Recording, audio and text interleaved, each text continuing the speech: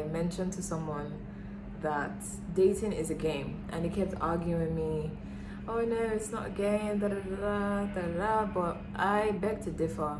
Dating is a game just as life in itself is a game, and you play it to win, right? Because you want, at the end of the day, you want to play the game to get your best interests out of it. You don't want to just play the game to be played. You want to play the game so that you can get what you want. So these are some standards I've set in my dating life so that I don't have terrible experiences, low value experiences. Number one, if you're going to date anybody, you have to have high self-esteem. Because if you don't have high self-esteem, if you don't have confidence, these guys will be able to smell it from a mile away, and they can exploit your low self-esteem. When you have low self-esteem, you are most likely not going to want to walk away, because what they have is more valuable to you than your best interest. So have confidence. That's number one. I'm going to be looking at my computer to see what points I've written down. Oh yes, men are not your friends. If you're a very attractive woman, they are not your friends, okay? They might play the friend role, but eventually they want something from you. Or they might want to be your friend initially, but best believe if you tell that guy that you want to open it up for him, he's not gonna say no, okay? So men are not your friends. You shouldn't treat them like your friends. You should be wary of the type of men that you're allowing to be friends with you, unless maybe they're gay. Like, I'm okay with gay friends, gay guys, I don't mind. But let me speak for myself. From my personal experience, men are not your friends. They want something from you, and usually that is your cooch. So that's two. You have to know when to exit your relationships. So when something isn't serving you anymore, when it's not working out, when your needs are not being met, I don't care how good looking the guy is, I don't care how rich he is, I don't care who he knows, I don't care how much he's done for me, you have to know when to leave.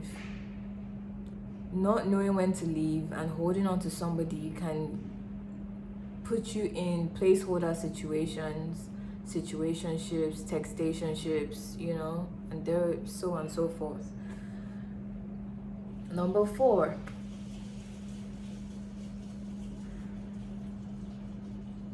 if a man does not invest in you, he doesn't like you or he doesn't love you. Men are quite simple. They will invest in you if they like you. They will, no matter how broke he is, no matter how much or how little he has, he'll be able to spend on you. If a guy wants something, they have no reason not to save up to buy that thing. For example, I had a boyfriend that was obsessed with FIFA and football, and he would save up just to get that thing, and he didn't have that much money. He would save up just for the PS4, PS5, so these guys, they know what they want and they know exactly how to get it. So don't be fooled thinking that you should be understanding and he's not spending money on you, but he talks to you every day, so that's enough to keep staying and hanging out around and waiting for him to make up his mind whether he likes you or not. Number 5, Always go into dating with a goal in mind. If your goal is money, lifestyle, have that at the back of your mind that you're not here for love. So of course, do not get your emotions mixed up with the money. It wouldn't work. It will end up being messy and it will blow up in your face. You know, you can't go to a sugar daddy or a married man, although I do not recommend dating married men for obvious reasons, and of course they are emotionally unavailable. So if you're looking for love, you have to pick the right guy for that. If you're looking for money, lifestyle, you also have to pick the right person for that. Of course you can have both, but always be clear what you want so that you don't end up wasting your time and sticking around with somebody that can't give you what you want. If your goal is marriage, of course you want to be with somebody who sees marriage in their nearby future, not somebody who still doesn't know what they want after 10 years. I can't imagine being with somebody for 10 plus years and they're still stringing you along. And I don't care if you started dating them when you were 17. 10 whole years of your life. Giving a guy 10 whole years of your life is more than enough, way more than enough. He should have known in the first 2 years if he wanted to marry you or not, and he should have started saving up for a ring if that's your goal. Let me just say, like, I've lived around guys, and if you saw how they spoke about women behind their backs, the women that they were seeing, and I'm not saying all guys think like this, but I'm talking about the girls that get dragged on for 10 years, the girls that are always available to cook for the men, cook for the boys. You know, you cook for him and you cook for his boys, you do his laundry. He's not going to pick you. And girls like that always get made fun of behind their backs. They never take you seriously and they think you don't respect yourself, and they will get somebody who is not as nice. They will value somebody who's not as nice to them. That's just the truth about men, because I have been around them. I know how they operate, and they might not even agree that that they need a woman who's meaner, not mean, but compared to like the woman who's like slaving, doing their laundry, cooking, being with him when he has nothing, allowing him to treat her like dirt, allowing him to cheat on her with several women. Compared to that woman, that's what I mean. Like, they would tell you that they're into the woman who's the ride or die, but that's a lie. They just want the woman who they can control, who's easier to manipulate. Men are driven by three main things: power, money, status, sex, actually. So that's four. Power, money, four. Those four things. And so brings me, I don't know if I'm in number 5. Am I in number 5 or 6? Let's just say number 5, okay? So that brings me to my next point. God. Know the power of your pussy. I don't know why I said it that way. I'm trying to censor myself. Know the power of your pussy. So guys will do anything, and I mean anything, to get between your legs. So know the value of what you have. The value, like, of any woman's cooch can make a man go crazy, can make a man want to move mountains, can make a man want to go above and beyond. He will say everything that he has to say just to sleep with you. They can do dick tactics, which is example of dick tactics. push and pull when they don't get their way, push and pull when they don't get sex from you, ghost you when they don't get sex from you. Stop being mean and change how they used to be when they don't get sex from you. So ultimately the mask will drop, and that leads me to my 7th point. Do not fall for the mask that he portrays to be in the beginning. Everybody has a mask that they wear in the first 3 to 4 months. Do not fall for it, because he's playing a game. He might not agree that it's a game, but ultimately he wants to win. He wants to conquer. He wants to get the sex first, and then maybe he can explore other things later. But ultimately, that is their goal, to get access to you in that way. And he might tell you everything that he wants to hear, you want to hear, so that he can win faster, so that he can win your approval, so that he can win your attention, and so that you can let your guard down. And that is why I always advise to not start catching feelings too soon.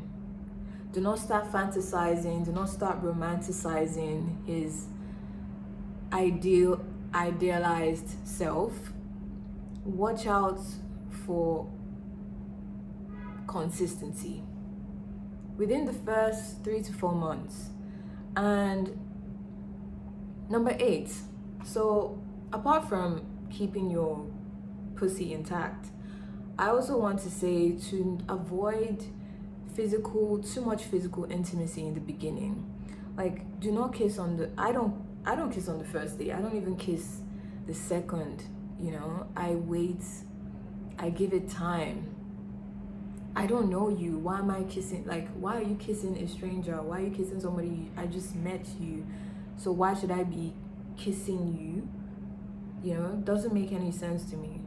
And it saved me a lot. Personally, it has saved me a lot of emotional heartbreak, emotional pain, from like not being invested too soon. Not having physical intimacy too soon. You can kiss when it feels right, but do not allow anyone to force you to kiss, to have sex, to do anything that just makes you feel uncomfortable, or it make you feel forced, or you feel like you have to, or he's done so much for me, now I have to reward him with a kiss. Don't do that. Number 8, don't rush into a relationship. You don't know this person. It's a red flag for me when a guy rushes the relationship. He's rushing intimacy. He wants to be your girl. He wants to make you his girlfriend within the first 2 weeks of knowing you. That's a red flag, okay? Guys that do that are usually emotionally unavailable, are avoidance, because in the beginning they would appear that like they want your best interest, they want to get to know you, they love you so much, they can't do without you. But that quickly fades away. Even if you don't give him anything, it fades away, because he can't maintain the facade, he can't maintain the mask that he's wearing. And emotionally unavailable guys are known for always rushing intimacy in the beginning. They might claim to want to be with you and to want a relationship, but they just can't sustain that level of commitment, that level of connection over time, and you'll find out, as you know. Number 9. Oh, this is my favorite. So I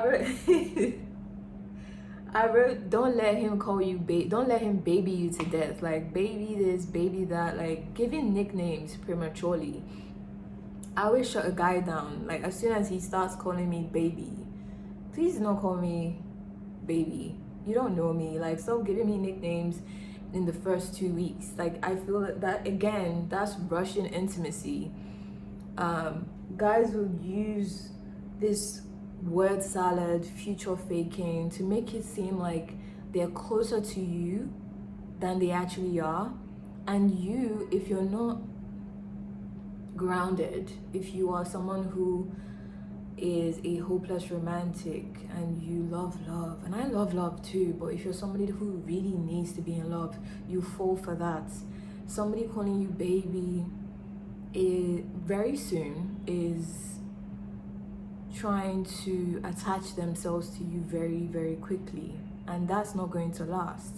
And usually guys that do that, they want access to your vagina. Number 9.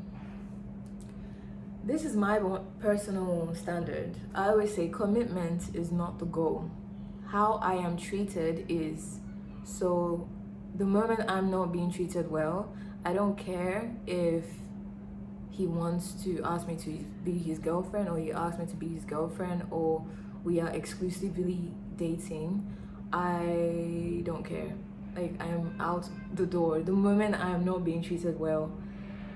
You know, if I've especially when I'm not being treated well and I voice it out. So yeah, commitment is not the goal. I'm not desperate for a ring. I am not desperate to be in a relationship. I found peace within myself, and you should too, so that you don't attract people who will treat you badly, and just for you to be able to say, I have a man, or I have a boyfriend, or I have a husband. Number 10. Date multiple guys. I mean, this should have been like number 2, but yeah, date multiple guys. When you are open to dating, it is very unwise to start talking to one person and to stick with that person. It's like when you apply for a job, you don't just go to one job. You know, you apply to different jobs. And let me even flip it the other way around. When jobs are looking for people that will fit the organization, they don't go to just one person. They accept offers from different people, and it's the person that fits the job requirements that gets the job. So do not start like putting one person as, you know, on a pedestal as like this is it. And especially if the guy hasn't asked you to be exclusive, you haven't been dating for very long, so it's very unwise to just not date multiple people. And I would be okay if he dates other people as well. You know, I'm confident in myself to know that if I'm not the one, that's okay. That just means that he's not the one for me as well, and someone else will be the one for me, you know. Number 11. Never be afraid to lose him or them. Never be afraid to lose him. Always be willing to walk away. If you are afraid to lose him, he's going to know that instinctively, and he will exploit it. He will take you for granted, and he's not going to value you. But if you know that, if you're confident in yourself, like, you know, okay, if this guy chooses to walk away from my life, chooses someone else, I'll be fine. If I decide that this isn't working for me, I can actually be okay with losing this person. And that takes a lot of self-work. It takes a lot of learning how to be alone and really enjoying your company.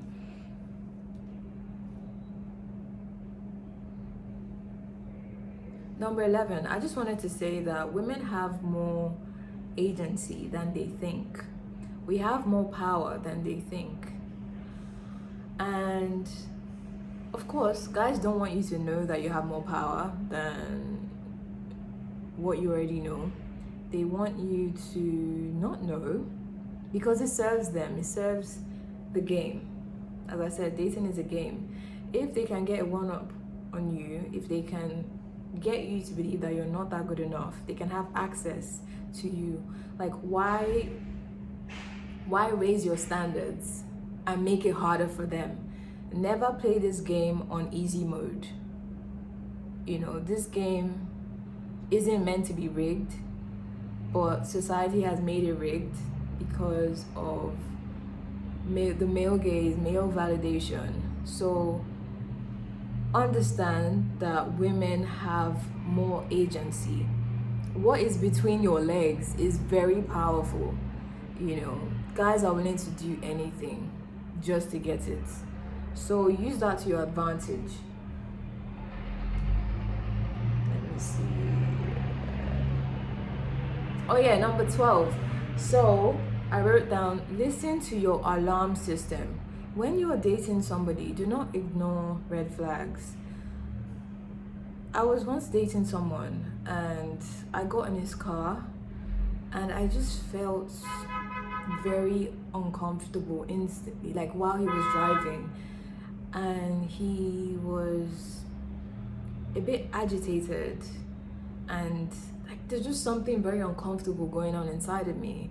And I was very uncomfortable when I sat down and I thought about it. I was very uncomfortable with the way he was driving and just the rage that he was experiencing. Like, he was talking to someone on the phone as well, and I just felt very uncomfortable. I think as women, we try to second guess ourselves. We try to rationalize things. Oh, he was just having a bad day at work. No, like, they're showing you who they are. When the mask slips, you have to believe it. You have to believe it, because the same thing that made you uncomfortable is going to be the reason you break up. The first red flag that you saw in that guy is always the reason why you break up. So don't take those things lightly. Listen to your inner alarm system. And I've spoken about this in some of my other videos. Sometimes your body will give you signals. The signals could be in your jaw, in your chest, in your gut. You know, your hair will stand, your spine. You know, listen to your body. Start paying attention. Start getting connected to your body with meditation rituals, with breath work. Spend time alone so that you know instantly when your body's alarm system is going on overdrive. Oh yeah, this is another one. Do not get trapped. This is 12, I think. Do not get trapped being a pen pal.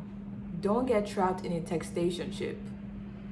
I'm not going to be going back and forth with you. This is another way that a guy can make you attached to him without any investment. It's so cheap to just text somebody back and forth. There's no calls. He's just texting you back and forth. There's no plans. Do not spend a lot of time with them on texting, even on the phone, but mostly texting.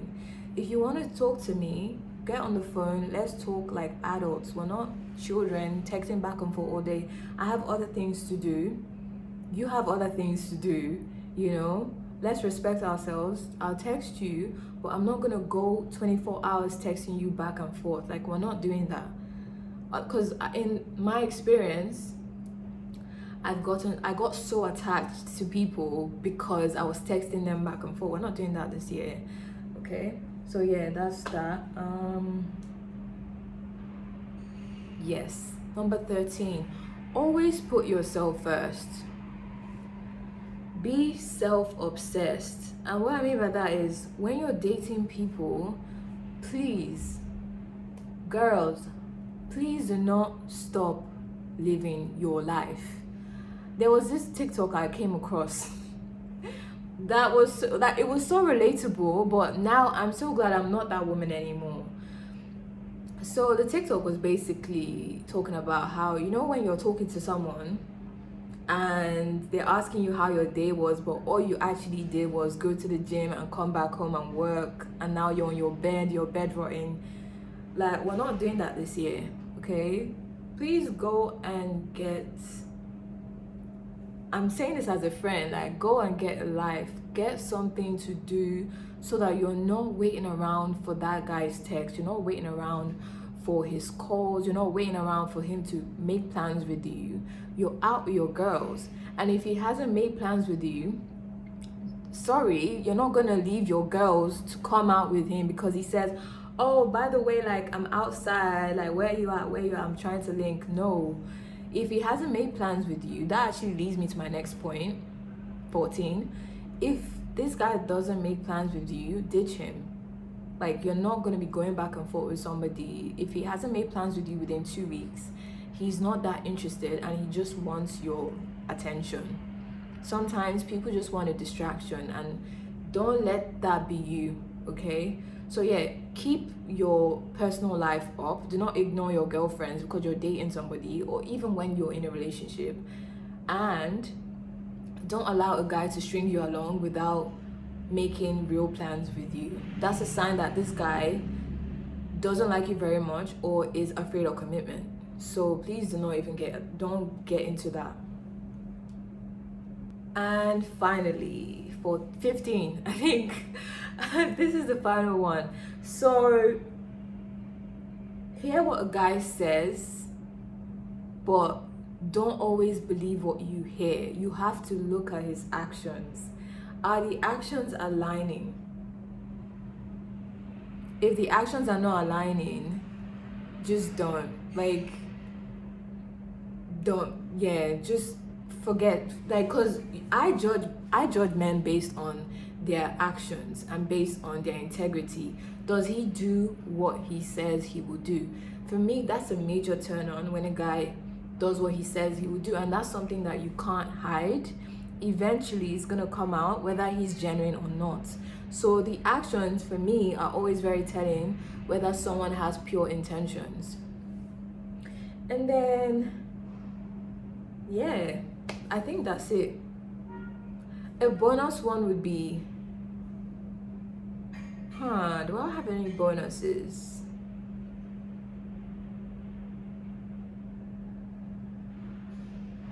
Don't be afraid to ask. Don't be afraid to ask for help. In fact, a major sign that a guy cares about you is how willing is he to jump in whenever you have an issue.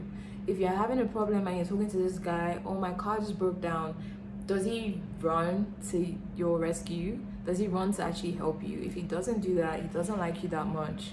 I'm sorry to say. And another one is I always date providers. I do not date guys who are not generous, who do not believe in spoiling women. That's just not for me. I've been there, done that. I'm not doing it again. It wasn't nice, and I'm not doing it again. It wasn't a thing that I was thinking, like, I'm not doing it. Okay, so yeah, we're moving on to better things, better experiences. I'm all about the experience more than the ring or the ring is nice, the commitment is nice, but how am I being treated? That's just it. Yeah, if a guy brings up sex, you bring up money. That's just that simple. Yeah, end of story. And don't ever allow a guy to tell you or to ask you, what do you bring to the table? What? If you have to ask that question, you shouldn't be dating women. You saw me from a mile away and you're going to ask me, what do I bring to the table? You sound like a clown, no. Just no. Don't ask women that, it's just so rude. And women, please girls, stop trying to explain your values, stop trying to explain your standards. Every woman's standard is different. So if I say that I want to go to McDonald's for the first date, or I want to go to a coffee shop, that's cool. That's actually cool. If you're rocking with that, I'm rocking with it too.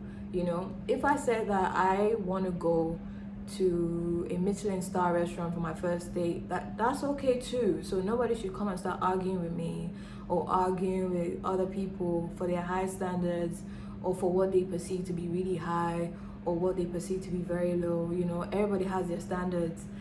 I've just put my standards high so that I can avoid low value experiences. And that's exactly what I've done, and that's on period. So yeah, like until next time, I love you so much, and I hope you've learned something, and I can't wait to connect with you next time. Love you. Mwah.